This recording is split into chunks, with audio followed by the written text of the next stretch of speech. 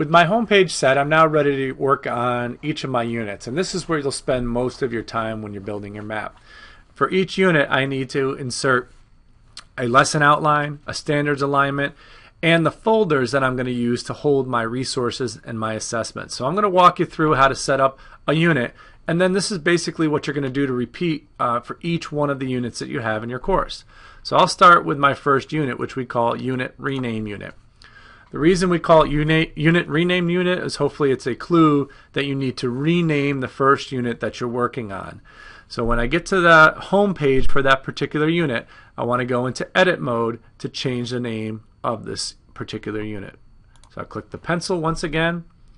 I'm going to call this unit, and instead of calling it unit 1, I actually want to call it unit 01, because over here on the left side it alphabetizes by the name. So if I did unit 1, 2, 3, 4, I'd be fine. But once I got to unit 11 or 10, it would actually move it ahead of unit 2. So I want to do it as a 2-digit number. So I'm going to call it unit 01, and I'll stick with my biography unit.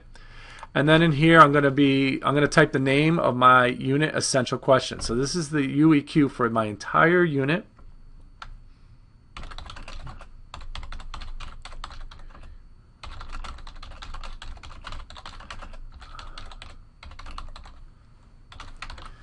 And then the estimated time, I believe we said it was 3 weeks in our course outline.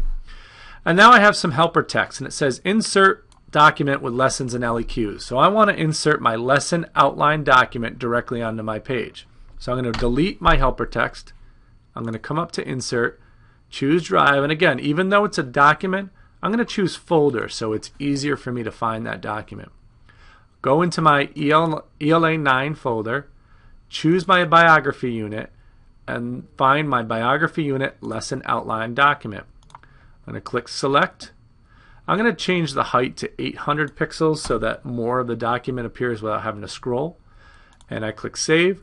Once again, you won't see the document while you're in edit mode, but as soon as I click the blue save button, my lesson outline appears directly on my map. What's nice about this is that I haven't actually made a copy of my lesson outline. I'm putting the live version of this document onto my map.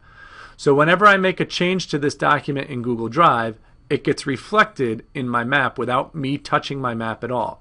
All I have to do is put this document once on my page, and it auto updates whenever I make changes in Google Drive. So let's prove that. I'm going to go into my biography unit in Google Drive. I'm going to open up my lesson outline.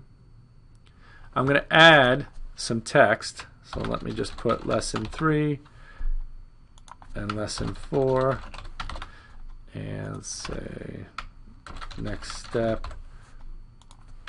This would be my LEQ.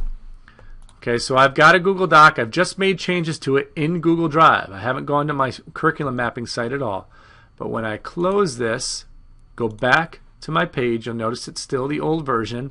I'm going to refresh the page, and when I refresh the page, the additional information has been added without me editing my curriculum mapping site at all.